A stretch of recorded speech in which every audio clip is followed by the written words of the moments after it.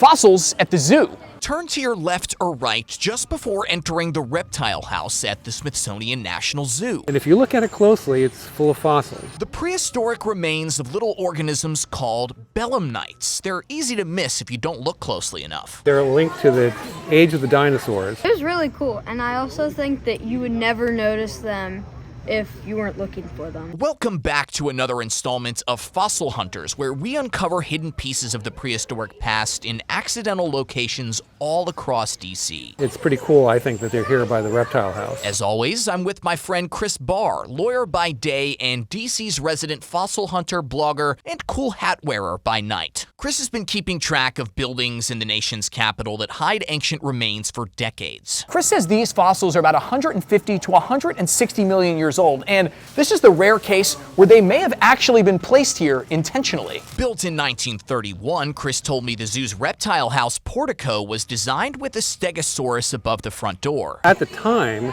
there was a widespread belief in the scientific community that dinosaurs were related to modern reptiles. Which is why, when choosing material for the pillars out front, designers used something called red Alicante limestone from Spain. They might have picked it because it has Jurassic fossils under the stegosaur that's above the door. No idea. Had no clue. The belemnites buried inside this stone are closely related to modern-day octopi. They were like a squid swimming around, possibly eaten by other fish. They were eating smaller things themselves with their tentacles. Chris tells me that while scientists now believe dinosaurs are more closely related to modern birds, this stone has remained, leaving more than meets the eye for those who visit the scaly friends here in this little corner of the National Zoo. Just never know what you're going to find. I really want to see more bones, because this is amazing. All of these public fossils form a kind of accidental museum of paleontology in the city. I couldn't agree more, my friend, and there's more to come, guys. Here out in front of the Reptile House at the National Zoo with Chris, I'm Matt Kaufax,